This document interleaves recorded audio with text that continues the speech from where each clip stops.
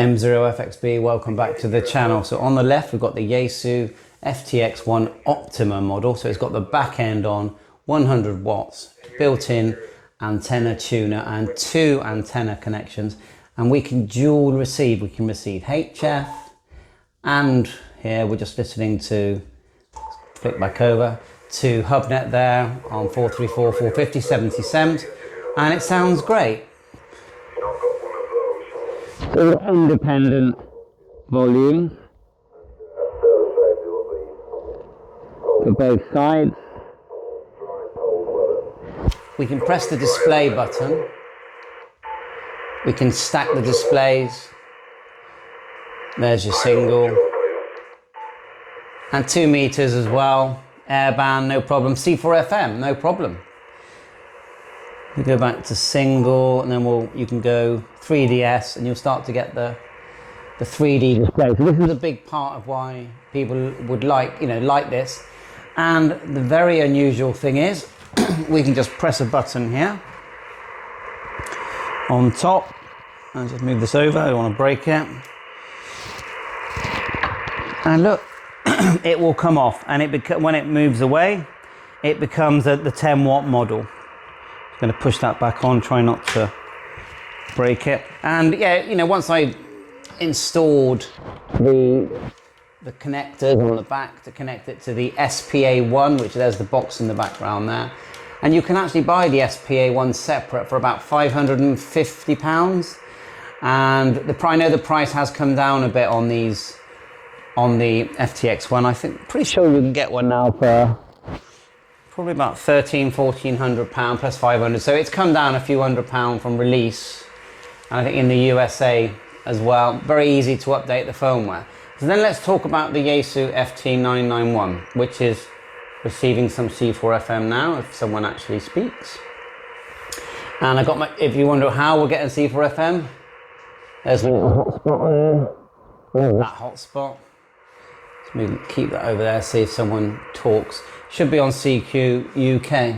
So 991. Now this is, to me, is definitely one of the best choices on the market because it's £1,000-ish. There are deals on these. Oh yeah, they both use the 8-pin connector microphone. They both have C4 FM.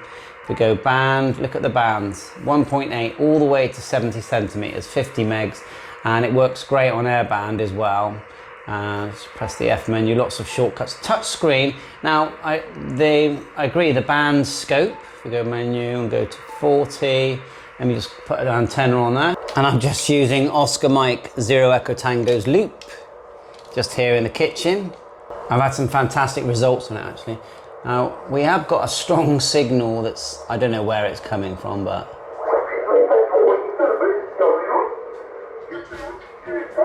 it looks like broadcast to me, but you still get an idea of the quality. So the scope,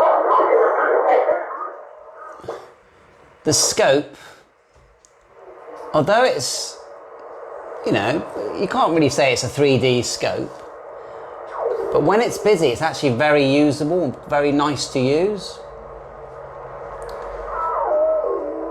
There's your FT8. You need to be upper sideband for that. There you go, perfect. And I could grab my little decoder. Try IFTX on an iPhone, it's only like £3. I tell you what, it will decode this straight away. It's brilliant. So built-in tuner on both of these now because of the Optima.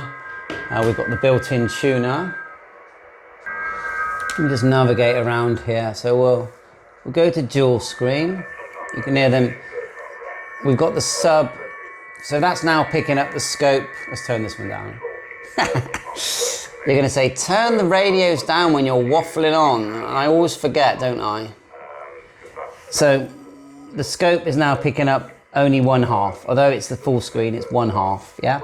And then you press sub and it picks up it will flip between the two. I'm not really sure why it's not doing it now that I want it to. You've got span. If you hit the frequency, you can change that. If you hit here, all the modes come up. And you've got the presets for FT8. Both of these will work on FT8. And you've got the Let's have a look here. Press and hold the band.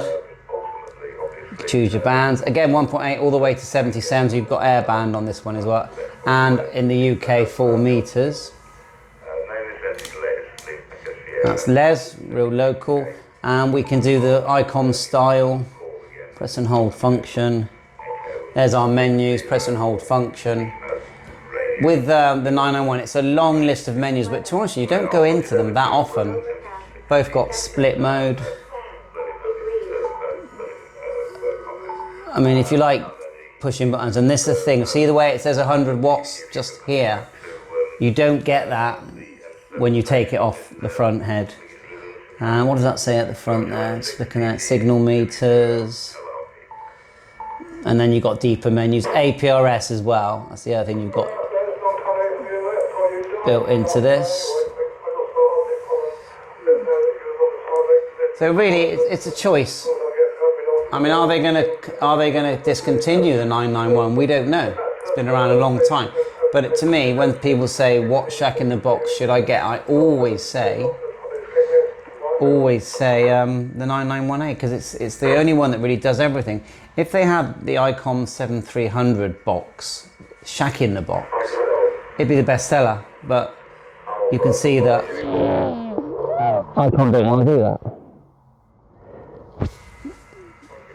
So okay, well I thought I'd show them side by side. I'm just sort of going to show them. That's the box it came in. That's the Optima cover. You know, the carry. Well, you can't really carry it. It's like it's got big ears. And it came the Optima, which is the back end, which I bought separately. Was about 500 odd pound. There's the cable. It's got a 4-pin cable. That's the fan that you can buy that goes on the front, what they call the field unit. One of the surprises for me was the fact that you get 2 antenna connections for HF and 50, which I thought was really good. 4-pin connector and a fan. And then these are your connectors on the back here. And the back of the 991 has the sort of printer style square USB out connectors there and a fan. A lot of the connectors on the FTX-1 are on the side, including the GPS, and on this side as well they do have it does have an SD card. I don't think the 991 has an SD card, but the thing about the FTX is that it's like a hybrid, isn't it? It's a QRP radio like the Icon 705. Dual receive is one of the unique things. You can receive 2 at the same time.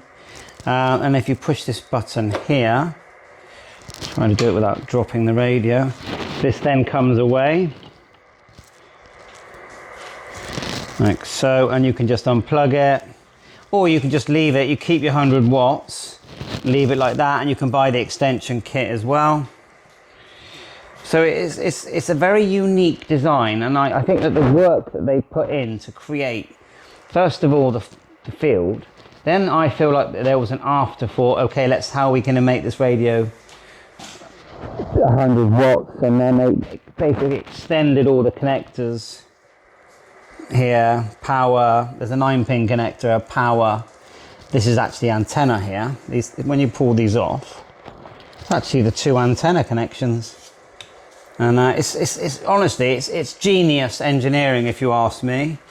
And that you see in there. And Yaesu don't make rubbish, nor do Icon and Chem. They all make good sets, don't they? You know, people. I'm a Yaesu man. I'm a Kenwood man. They just make good sets. That's the a Linker power supply I like to use. It's got USB outs, so I can power my hotspot. I can power my All-Star nodes, which these days, if you haven't got a hotspot and an All-Star node, you are making your hobby very limited. The battery that you put on the FTX-1 field unit, excellent, 6,000 milliamp hour. Or you can just take it off, put this fan on the back, keeps it cool when you're doing your QRP FTA, and the GPS unit, when it's in there, GPS actually works really well on this. And it's a beautiful radio. It's a beautiful radio. You don't want to drop it, for definite. So thanks for watching my YouTube channel, and catch you on air and just having fun playing radio. Let me know. I mean, this is one of the biggest questions is, which one? which one, you know? 7.3, all the best.